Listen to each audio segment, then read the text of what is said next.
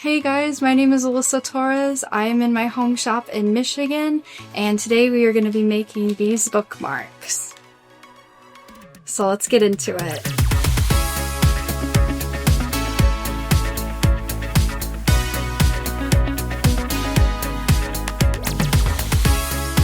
Alright, so before we start pouring our bookmarks, we are going to get our epoxy out. I'm going to go ahead and put on my apron just so I keep my clothes nice. And I do have my glasses on just for eye protection, and I'm going to go ahead and get some nitrile gloves on. I do already have my ventilation system running, so that's why I'm not going to be wearing any kind of mask in this video. My fan runs when I'm pouring resin, and it keeps all of my fumes out of my room. Even though these resins are no VOCs, you will still smell them. So the filter that's built into my fan gets all of those out, and then all the rest of the air gets filtered out of my room. I am going to be mixing the tabletop epoxy. I'm going to go ahead and put part A in here. I will be mixing part A and part B equal parts by volume. So this part, I'm just going to be getting out my part A, and then I do like to go ahead and stick it in front of my space heater and get it a little warm before I get this mixing.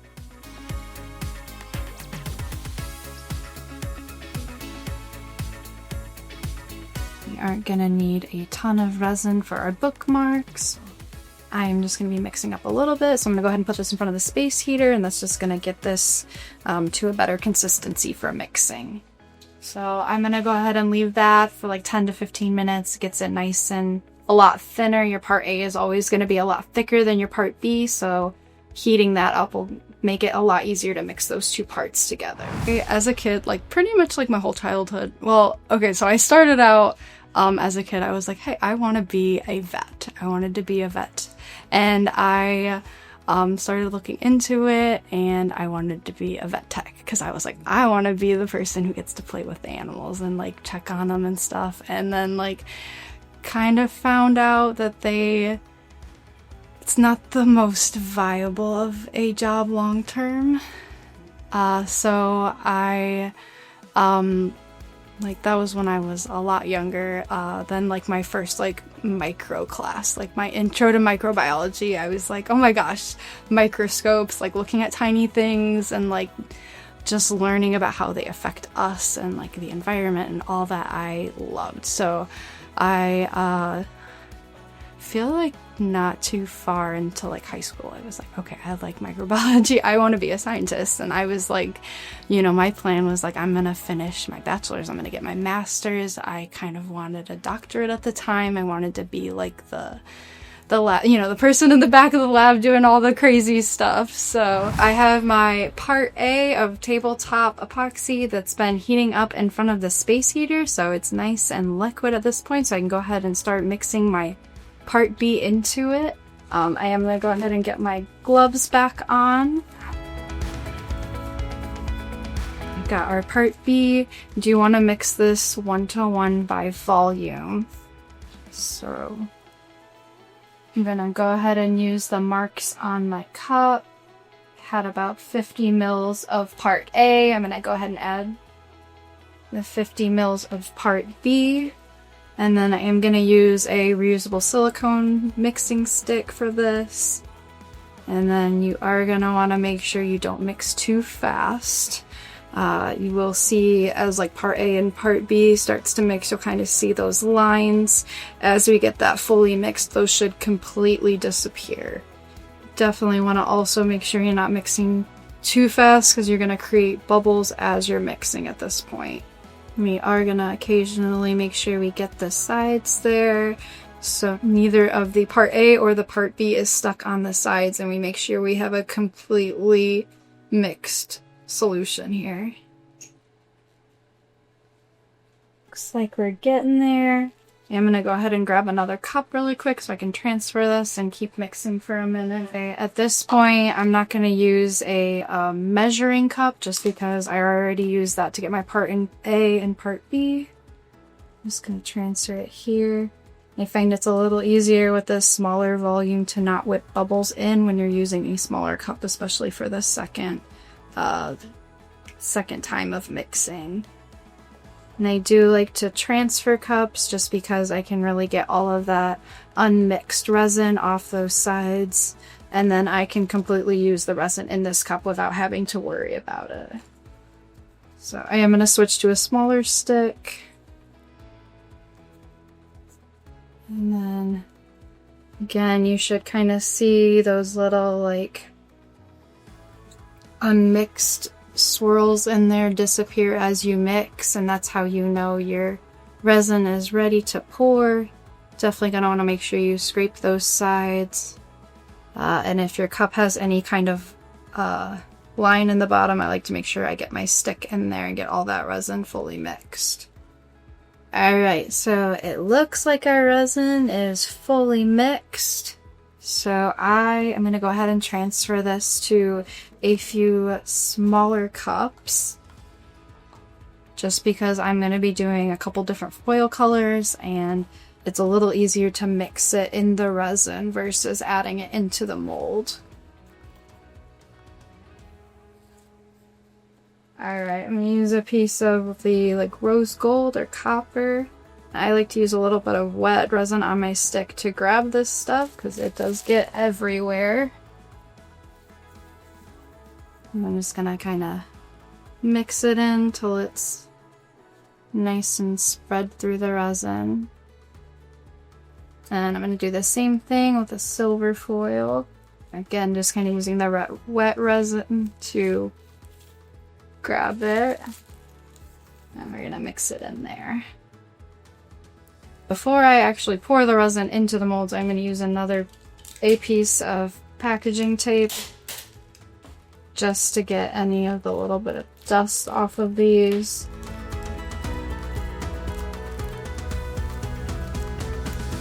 Really just kind of pour a little scoop like that into each of these.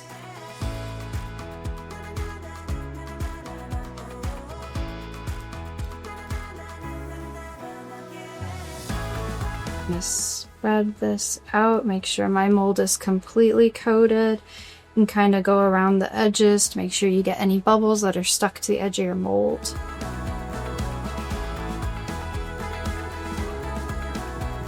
The corners are definitely where you get the bubbles stuck the most. Make sure you go around those corners.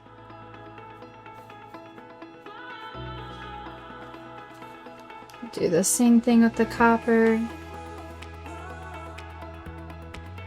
Can also kind of use this as an opportunity to spread your foil out evenly. I'm going to go ahead and just quickly run my butane torch over this.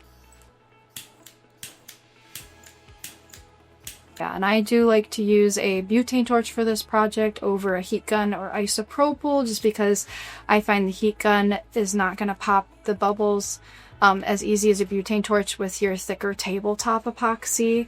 Alright, so we are ready for our flowers. I like to store a lot of my flowers in just like a paper filing sleeve. I do have it on some like pressing paper just because it kind of holds the flowers all in there. I'm gonna need that for later. You see I've got some resin missing here again, so can always add a little bit more.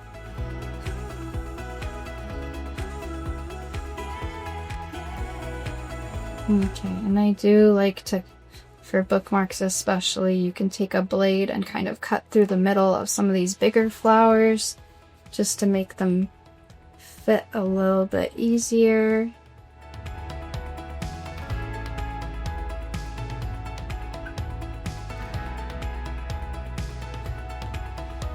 I am going to go ahead and grab a fresh stick, and I like to use a little bit of the resin from the mold to pick up my flowers and move them. And then you can kind of just put flowers in as you like. And you can do this with any of your dried flowers. You definitely want to make sure if you're putting them into epoxy, they are 100% dry before you put them in. So any of the moisture on fresh flowers is most likely going to cause them to rot. or at minimum, they're definitely gonna lose a lot of their color.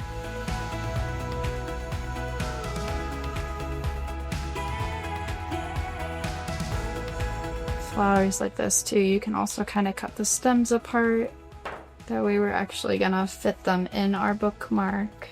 There's some of these too. We've got like the buds on the baby's breath that fell off. I do kind of just stick them back there.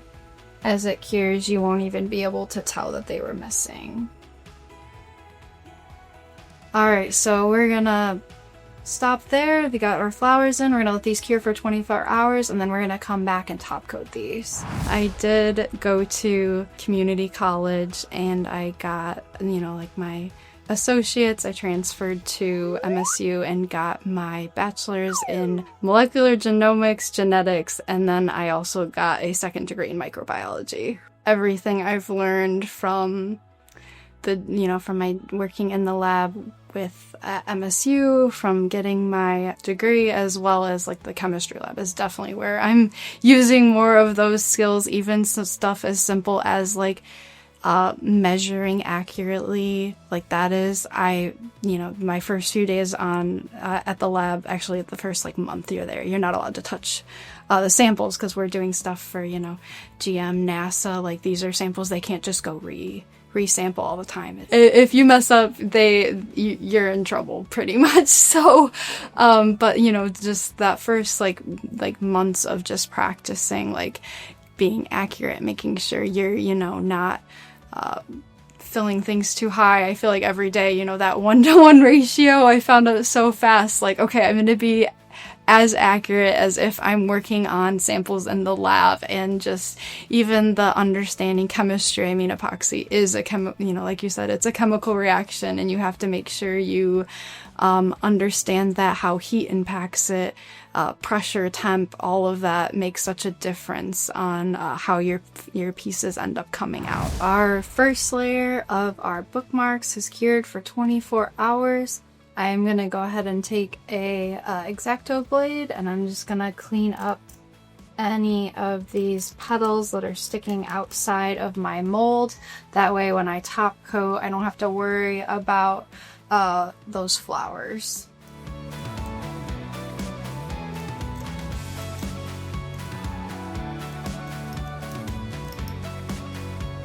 Alright, so I've got my tabletop mixed up. This is equal parts part A and B by volume. And I've got the first layer of my bookmarks here that are cured. I'm going to go ahead and pour a little layer over these flowers. And I am going to kind of just pour a little bit of resin over the whole thing, and then I'm going to come back through and spread the resin a little better. You definitely want to make sure that you're getting this completely over those flowers and make it so we can have a nice, like, smooth finish on the tops of these.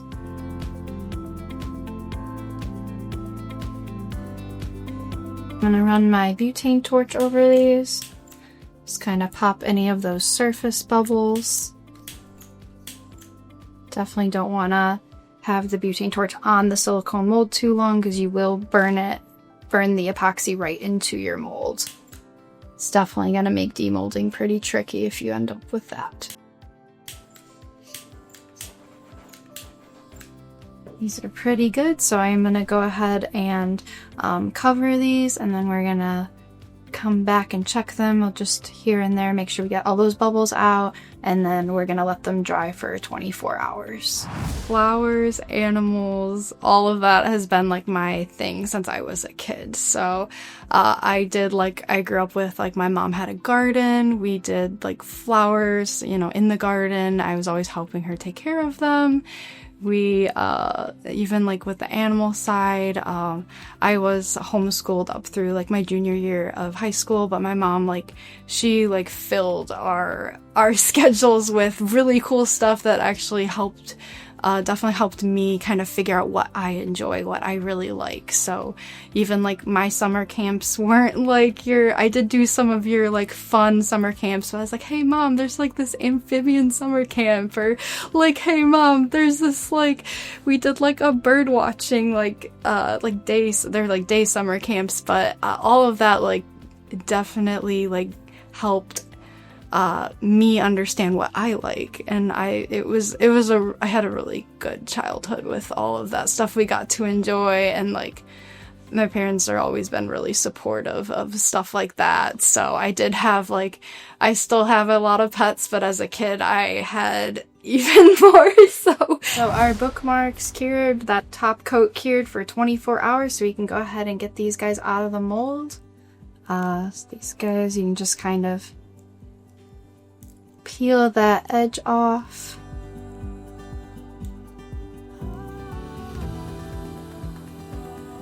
And there's that guy. Just gonna go ahead and go through all of these and do the same kind of thing.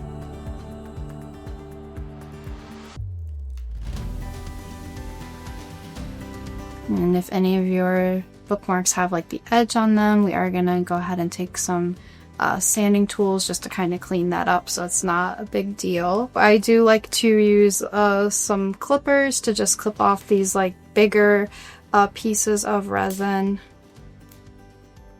And I do find if your resin is really thick on this edge and is fully cured, you can also kind of put these in a hot water bath for a minute. It kind of softens the resin, then you can clip it without cracking into your top coat.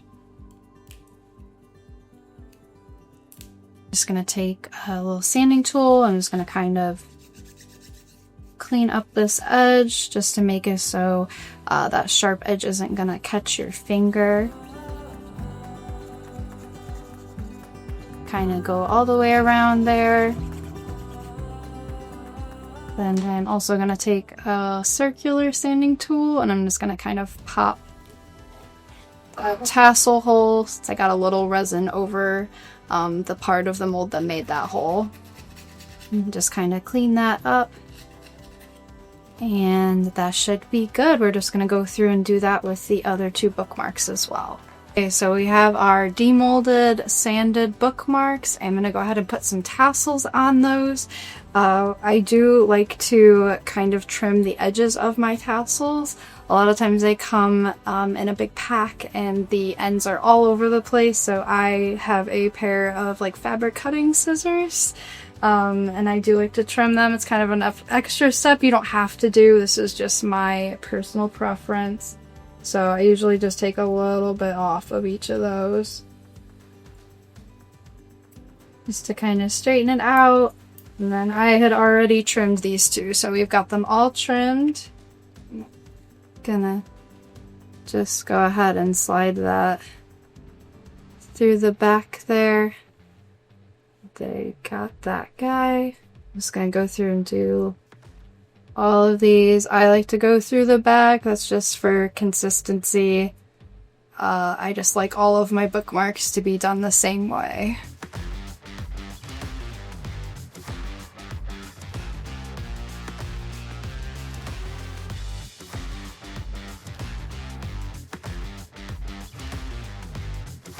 Alright guys, so we have our finished bookmarks. We've got our tassels on. These are all done. My name is Alyssa Torres. Thank you guys for making these with me. You can find me on Instagram at 2part treasures, as well as my website.